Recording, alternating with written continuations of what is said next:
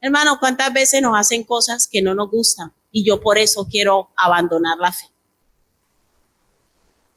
¿Seremos nosotros superiores al Señor Jesús?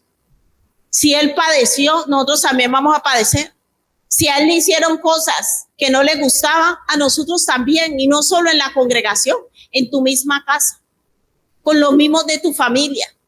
Te pueden pasar cosas, entonces tú vas a abandonar la fe porque te pasó algo que no te gustaba. No, eso tiene que fortalecer antes tu fe y decir, Señor, voy para adelante de tu mano y yo sigo confiado en lo que tú has dicho que vas a hacer conmigo.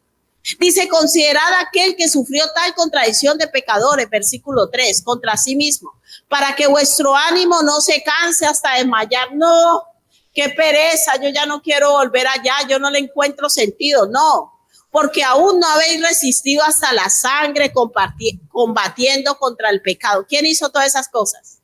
Jesús. Y habéis ya olvidado la exhortación que como a hijos se os dirige diciendo, hijo mío, no menosprecies la disciplina del Señor ni desmayes cuando eres reprendido por Él.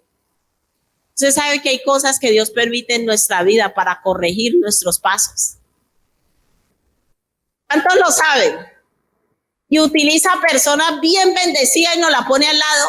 Y cuando usted no tiene los ojos puestos en Jesús, usted dice, es que fue ese hermano. No, si usted tiene los ojos puestos en Jesús, usted va a decir, Señor, esa persona fue el instrumento tuyo para transformarme. Esa persona fue el instrumento tuyo para que mi carácter sea moldeado. Y la palabra del Señor dice que a todo el que Él recibe por hijo lo corrige. Hay cosas que Dios va a corregir en nuestra vida. Porque venimos del mundo donde estamos acostumbrados a muchas cosas que no son agradables delante de Dios. Yo ya hablaba con una hermana y me decía algo muy bonito. Me decía, una de las cosas que más ha ido formando mi carácter es estar en el servicio. Usted sabe que servir a Dios es una bendición. Porque lo primero que Dios empieza a formar en uno es ¿qué? El carácter. Porque me van a corregir cosas y yo vengo de un mundo y de una vida donde soy incorregible, donde toda la vida he hecho lo que a mí me ha dado la gana. Entonces, cuando usted le dicen por primera vez que eso está mal, usted es el primero que va a enojar. No, y encima estoy haciendo algo en la iglesia y me están diciendo que lo estoy haciendo mal. Perdona, lo estás haciendo mal. Entonces, cuando nosotros decidimos servir al Señor, te digo hoy con toda honestidad, lo primero que va a ser moldeado va a ser nuestro carácter. Carácter. Y hay personas que no quieren eso. Dice, porque versículo 7, si soportáis la disciplina de Dios, la disciplina de Dios os trata como a hijos. Porque ¿qué hijo es aquel a que el padre no disciplina?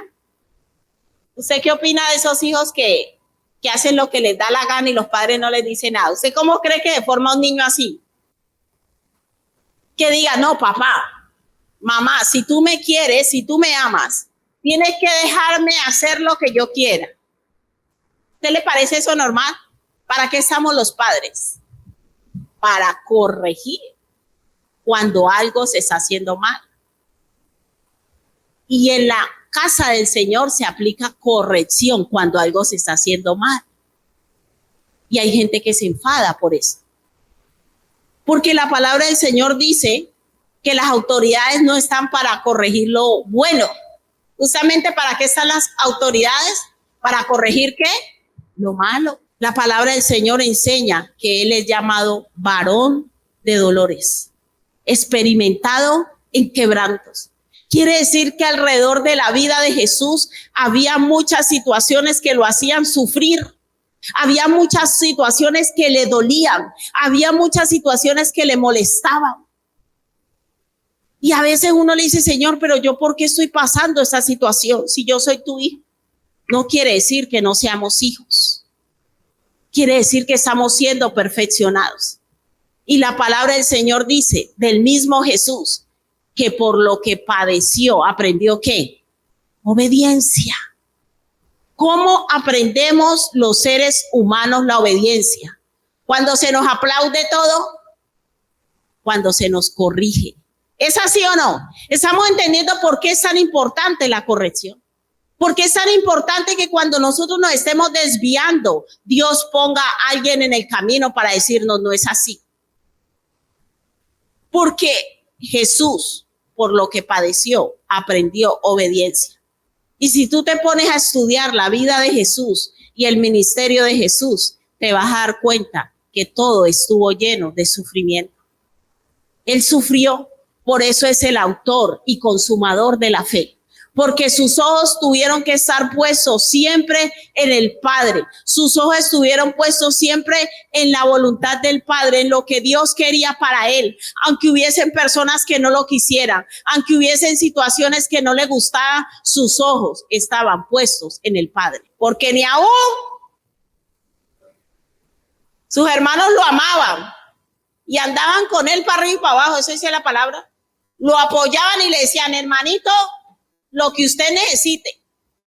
Hermanos, y por eso la palabra del Señor dice, el que no deja a padre, madre, ni aún su propia vida no puede ser su discípulo. Porque hay cosas que Dios tiene para nuestras vidas que ni los de nuestra propia familia lo van a entender. Estamos entendiendo por qué Él es el autor y consumador de la fe. Porque Él cumplió todos los mandamientos de Dios. Porque Él decidió creer en Dios aún cuando los mismos de su casa no creían en Él. ¿Sabe qué decían los de su zona? Decían, ¿y ese no es el hijo del carpintero? ¿Ese de dónde tiene esa doctrina, esas enseñanzas? A Jesús todo el tiempo lo veían como alguien natural. No creían que Él era el Mesías. Él no completó su ministerio y murió en la cruz porque tenía los aplausos de todo. Él no completó la obra del Señor porque todo mundo lo aclamaba, no. Porque los mismos que le tiraron ramas, ¿se acuerdan de la Semana Santa? ¿Sí o no? Esos mismos que le tiraron mantos y le tiraron ramas, ustedes saben que son los mismos que luego gritaron, crucifícale, crucifícale. No podemos depender de la aprobación de otros para que el propósito de Dios se cumpla en nuestra vida. Tenemos que aprender a mirar a Jesús, aferrarnos a su palabra y decirle, Señor, ¿qué es lo que tú tienes para mí? Yo lo voy a creer, yo lo voy a vivir, porque habrán personas que no lo van a creer. Habrán personas que no van a caminar contigo en ese proceso y te van a decir que tú estás equivocado. Mateo 13 del 54 al 58. Mateo capítulo 13 del 54 al 58.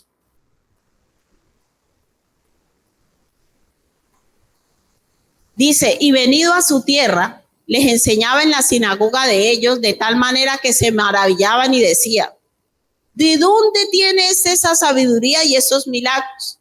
¿No es este el hijo del carpintero? ¿No se llamaba su madre María y sus hermanos Jacobo, José? Si no se sabían los nombres de los hermanos de Jesús, mira, aquí están. Para los que dicen que María no tuvo hijos, aquí está. ¿No es este el hijo del carpintero? ¿No se llamaba su madre María y sus hermanos Jacobo, José, Simón y Judas? ¿No están también sus hermanas con nosotros? O sea que Jesús tuvo hermanas también. ¿De dónde pues tiene todas esas cosas? Y se escandalizaban de él. Pero Jesús les dijo, no hay profeta sin honra, sino en su propia tierra y en su casa. Y no hizo allí muchos milagros a causa de la incredulidad de ellos. ¿Qué impide que Dios haga más cosas en nuestra vida? La incredulidad. Ni siquiera es el pecado. Porque hay gente que dice, es que yo no me quiero acercar más a Dios porque yo tengo muchos pecados, yo tengo muchas cosas malas. El Señor te dice, a mí no me importan tus pecados. Yo estoy esperando que creas. ¿Sabe? Porque cuando yo determino creer y confiar en Dios, eso va a producir que mi vida se empiece a alinear con Dios. Yo empiezo a dejar cosas que sé que no me convienen. Yo empiezo a caminar en obediencia. Entonces, ¿qué es lo primero que Dios nos va a pedir? Fe. Dios no nos va a pedir, Dios no le interesa ni tu dinero, ni tu pecado, nada de eso. Él le interesa que confiemos en Él. Y con todo el amor y el respeto que te mereces, yo te voy a decir, la vida de nosotros a día de hoy está como está por falta de fe. El culpable no es Dios. Si nosotros nos ponemos a pensar, los que somos padres, y decimos esta situación con mis hijos o esta situación familiar, sea cualquiera la situación que tenemos a día de hoy, se llama falta de fe. Falta de confiar en Dios y aferrarse a su palabra. Porque cuando yo determino confiar en Dios, aunque yo esté pasando una situación difícil, Dios en el proceso va a dar las fuerzas y me va a decir, no te preocupes, que yo tengo en el control de eso y yo lo voy a resolver. ¿Estamos entendiendo? Cuando yo vivo angustiado, yo vivo estresado y es que mi vida no le encuentro sentido. ¿Sabe cuál es el problema de ese? Falta de fe. La falta de fe nos lleva a vivir sin esperanza, sin confianza en que va a haber un futuro mejor, sin confianza y seguridad que Dios tiene el poder para cambiar cualquier circunstancia, que igual no la está cambiando hoy, pero Él viene y le trae una palabra a uno que le produce paz y le dice, no te preocupes, que yo voy a obrar en favor tuyo.